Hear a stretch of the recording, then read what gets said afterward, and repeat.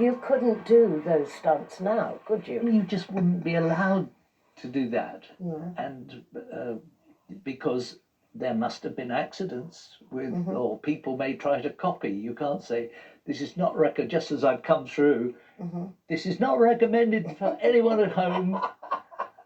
Only me, only me. Can you remember when it first started to take off? Because we didn't know anything. We pre-record 2 weeks or 3 weeks in advance. And when did you notice that? Well, that was the funny thing, because in the beginning it was quite a slow burner, wasn't it? And then suddenly it just took off. And it was such a surprise to me, because there is nothing more extraordinary than a successful comedy show. I mean, suddenly you become a household name. And it suddenly, for you, it was very, very hard, because you became a bit of a recluse, I remember, because so many of our eminent impersonators of the day were all doing Betty and all of that stuff. You know, they were all... Who was that? Who was that? You know what I mean?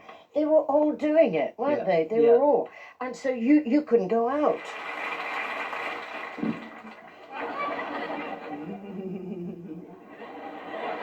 I could have had my eye out there.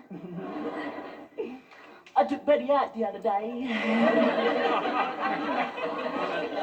I took her to the pictures to see Joyce. She wasn't going to eat a goldfish now. You thought I wasn't going to do this one, didn't you?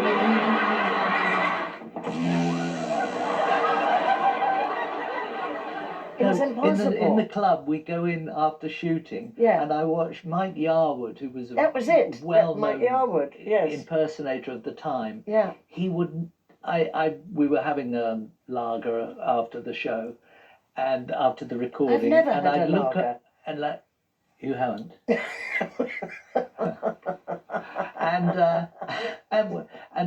I looked over the other corner of the bar, and there's Mike Yarwood. Didn't take his eyes off me, and so every move, and I thought, this is very strange,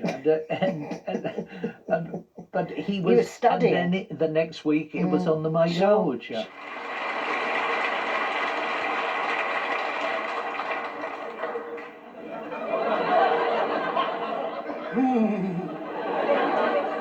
Hello, Betty, Jessica.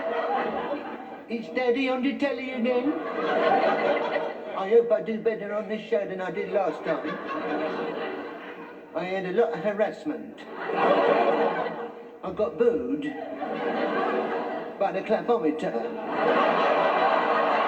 And I remember you before a show.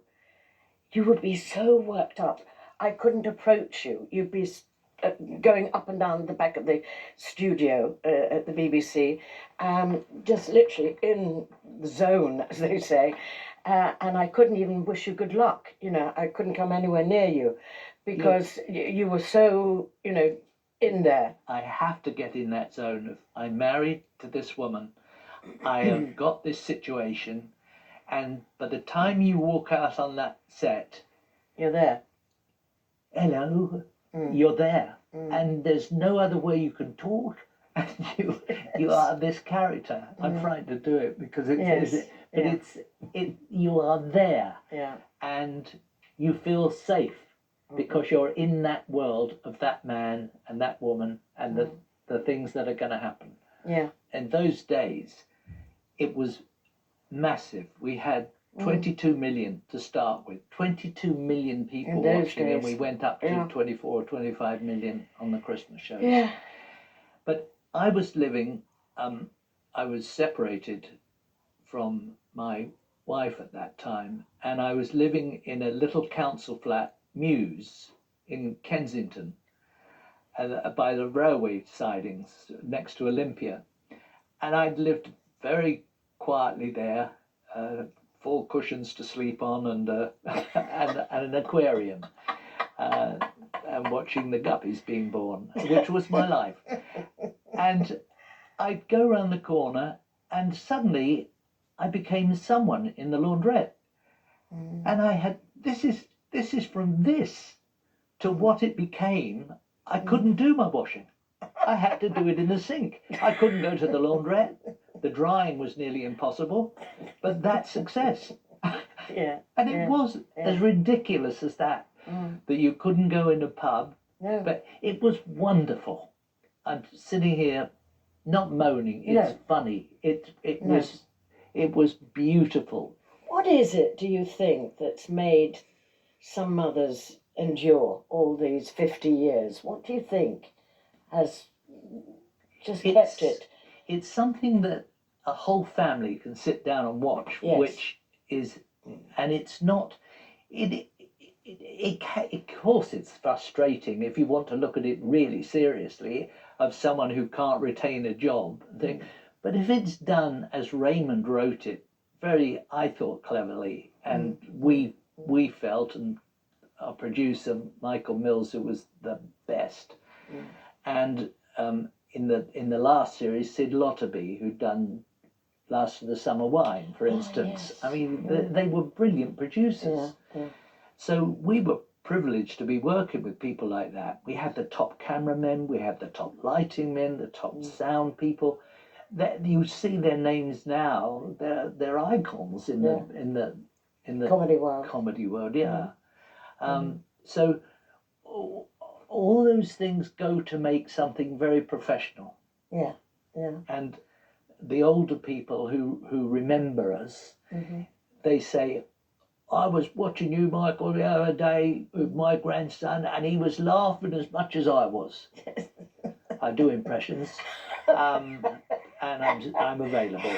Okay. But did it change? Yes, I think by the time we got to the second set, Michael Mills had moved on to ITV, and so he'd left the BBC, and we had a new producer, Sid Lotterby, who was a word comedy director mainly. There wasn't a lot of physical comedy that he worked with before. And I think I started to be too knowing as Frank. When I watched it afterwards, I thought, he's in a courtroom and he's being his own defence in a case of something I'd done on a motorcycle and he was using legalese words in Frank's word, and I thought, this is too clever.